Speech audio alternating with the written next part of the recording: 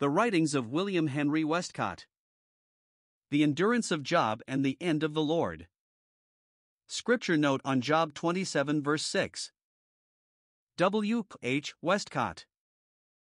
Extracted from Scripture Truth Magazine Volume 9, 1917, page 82. My righteousness I hold fast and will not let it go. This passage, as usually quoted, is taken to mean that Job was determined to appeal to God for standing before him on the ground of his own righteousness, as contrasted with that righteousness of God which we know to be revealed in the Gospel, Romans 3. This meaning is, on the face of it, unlikely, for the righteousness of God in the Gospel sense was not revealed until the Gospel came, Romans 1. The testing which Satan was allowed to bring on Job was not to discover whether he had soul salvation and a righteous footing before God, but whether or no Job feared God because of the prosperity and the material advantages which Satan alleged to be quite sufficient to induce piety in a man. Job's friends. The men who heard of the calamities which befell Job seem to have taken the ground that the ways and providences of God were always to be interpreted by the worthiness or unworthiness of men.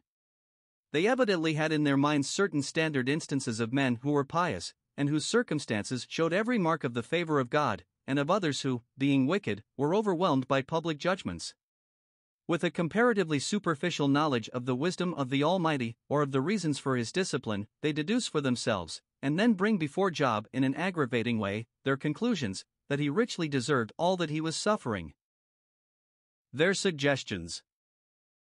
Without going into details, these miserable comforters, as Job calls them, endeavor to hit upon some possible sin in his own past life which might account for his miseries under God's displeasure.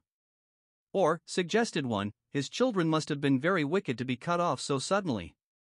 Or, perhaps the stubbornness with which he resists these insinuations might be occasioned by pride which had to be broken.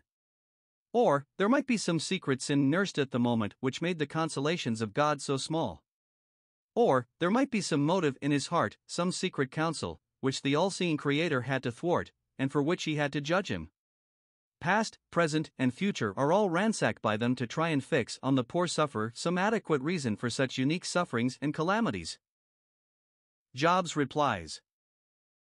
To all these, Job answers that neither in the past nor the present was there the smallest known departure from his duty, and as to the future, he had not the slightest intention to move from the orbit appointed for him by God's will.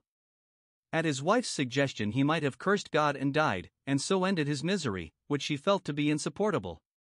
But he felt it was a poor thing to give God a bad name, for although he knew him but dimly, he knew him too well to do that. All the past when recalled could be considered with a good conscience and the fear of God. In the present, although he was so crossed and burdened and suffering, he was sure God would explain everything satisfactorily if only he knew where to find him. As to the future, far from being diverted from piety by any calamities undergone, or by any lust of sin or gain, he was determined that even if God slew him, yet he would trust in him. His point of view. While feeling in the keenest way every pang that Satan had been, as we know, allowed to inflict upon him, and while refuting with all his heart and energy the insinuations of his friends, Job powerfully clears the character of God from the injustice which he knew their suggestions involved in his ways, i.e., of condemning him for sins he had not committed. At the same time, it was perfectly inexplicable to him that he, who had daily feared God, should be so abandoned to anguish.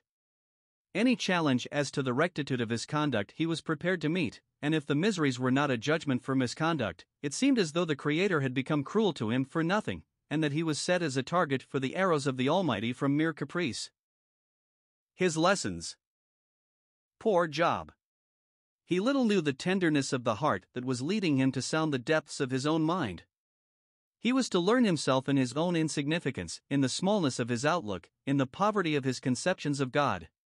He was to learn the moral nothingness of his being, and the depravity and loathsomeness of it, in that it could impudently arraign the Almighty at its tribunal, and pronounce him cruel and unjust in those providences which befell Job, simply because he could not see the reason why. In short, he was to learn through deep sorrow that all unconsciously he had been making Job the center for himself, and that the worst immorality is to judge of God by what Job thought he ought to be and do.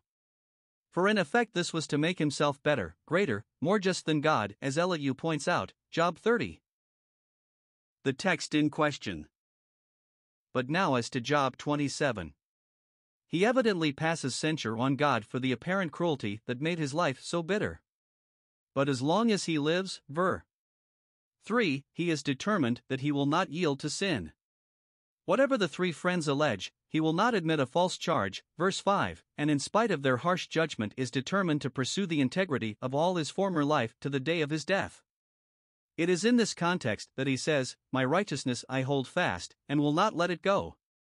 That is, that nothing could induce him to turn from what he knew to be right. He therefore adds, "My heart shall not reproach me so long as I live."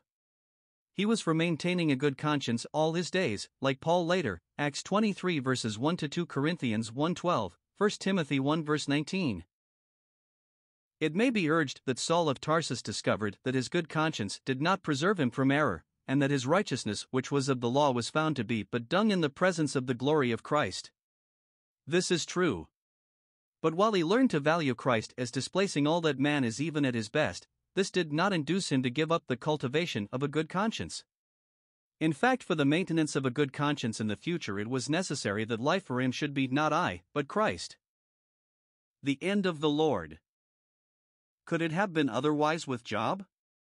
Once his lesson was learnt that he was a part of a vast scheme of order and government which depended upon God, and which therefore had God for its center and circumference, and not Job, would he not henceforth have new thoughts of the majesty and unerring goodness of God, goodness which knew how to bring order out of chaos, and good out of evil?